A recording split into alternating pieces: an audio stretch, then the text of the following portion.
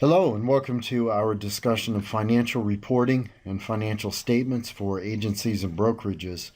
And let's start by talking about who uses these statements and what they're looking for. So if you think of the company itself, within the company, the owners want to know if they're getting return on their investment. Employees want to know if this is a good company to continue to work for and work with. Managers want to know if the actions that they're taking are producing a result that's creating value. And then outside of the company, lenders obviously are interested in the financial health of a company to know if they can be paid back on a loan that they made. Customers, is this company worth doing business with? Will they be in business tomorrow? And then suppliers, should I go ahead and offer my services, my products to this company? Will they be able to pay me back and pay me on time? So the financials are a key communication tool. That's really the goal. And they demonstrate how a brokerage makes money. And these statements relay that information to parties that are interested in finding out more about the company.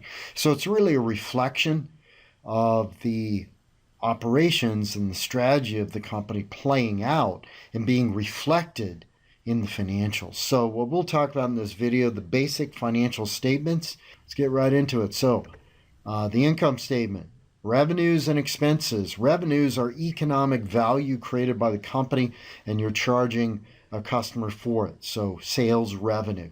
It could be a product, it could be a service. In the case of an agency, it's selling policies, it's providing consulting, charging fees for that. And then all the associated expenses that are matched to those revenues. And that's an important concept, the matching principle. You match revenue to expenses in the period that you're trying to figure out the profitability. So the income statement in a little more detail. I think I've talked about this, revenue, expenses in a period, profitability. Here is an income statement similar to what you're seeing in the brokerage challenge. So you have revenues, you have expenses, and hopefully some profits left over. In the case of revenues, as I mentioned before, revenues could be the commissions and fees that you're earning, commissions for selling policies, and then fees, maybe some consulting fees. Perhaps there's some other income that you're generating through some other activities at the business. You might need to take away any outside commissions that you pay.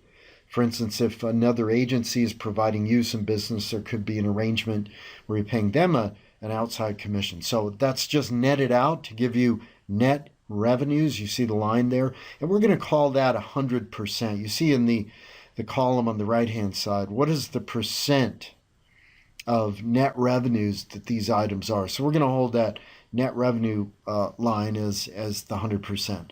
Okay, and then let's go ahead and match, as we talked about before, expenses to that revenue. We have compensation expenses, payroll that we've got, and benefits that we're paying to the workforce that's working at the agency, producers, support staff, etc., office staff.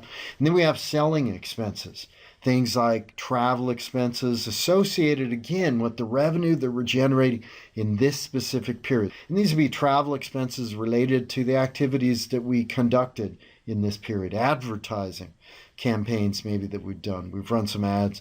We'd match those to revenues. Be an example of selling expenses. Operating expenses, things like office supplies that we have to purchase to run the business, and that's a selling or an operating expense that we incur in generating that revenue. Phone lines, facilities costs that we have. And then we've got administrative expenses, things like depreciation on some of the fixed assets or long-term assets that we have, insurance that we have on the agency or on the staff, things like that would be examples of administrative expenses. You net those out, you take out taxes, and you get net profit. Net profit, the dollar figure on this screen, 244,000, almost 245. And as a percent of those net revenues, it's 5.6%. Do you see that on the right-hand side in the far column? So this is saying that our net profit of 245 is 5.6% of that net revenue for 4.3 million line item. And then below that, a couple of other numbers You can see EBITDA, earnings before interest, taxes, depreciation, and amortization. What this number does is just what it says. So you're looking at the profitability of the agency before you take out these kind of higher level corporate expenses. And we wanted to tell you about one more report or screen in Brokerage Challenge that I think is going to be pretty useful to you going into round two. You've probably taken a look at this already. It's called the Customer Profitability Report. It really helps you understand where the pools of profitability are across your segments. And we just have some placeholder names for the segments here, but you'll recognize some of them, like mid-market value added. Look at the difference in profitability, contribution profit, and profit per customer compared to, say, BOP or business owners policies. And it can be considerable. So you want to think about where that profit is kind of concentrated in the segments that you're working with to fine-tune and hone the approach that you have in terms of working with those segments. Now, as you look at the results of round one, we don't want you to walk away from this, and we don't think that you are, but we want to make sure that you're not, kind of confused about how the things that are playing out and why they're playing out like that. I mean, why is revenue of Team 9, we're saying hypothetically here, Team 9, why are the revenues at that level? Why is it different than us? They're making more money.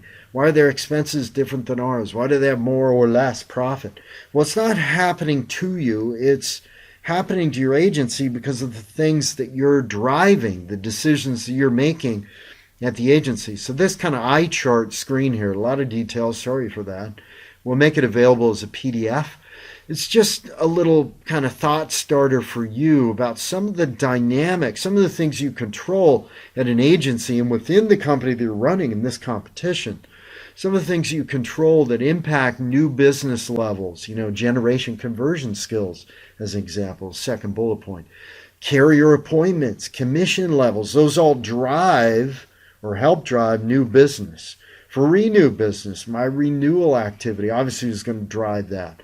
My renewal commission levels, the carrier commission percents that they pay to my agency. So when you think about any part of the business, and you start to analyze why it's producing a result like that, it's because of the things that you're doing.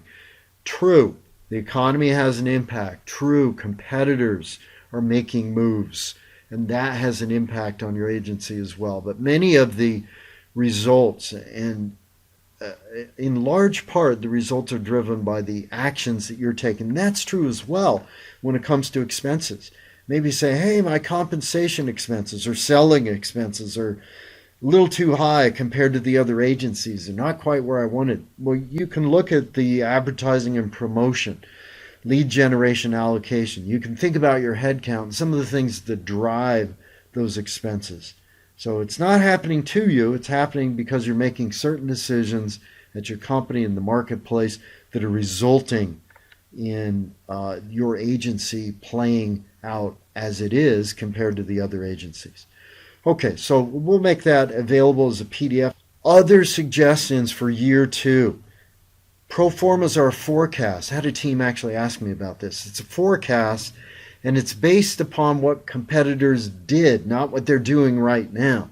So your estimating will get more accurate as you go through more of the rounds, and actuals will not be the same as your pro formas, which are a forecast. It's never going to be to the penny exactly the same. I guess it could be, but it's unlikely.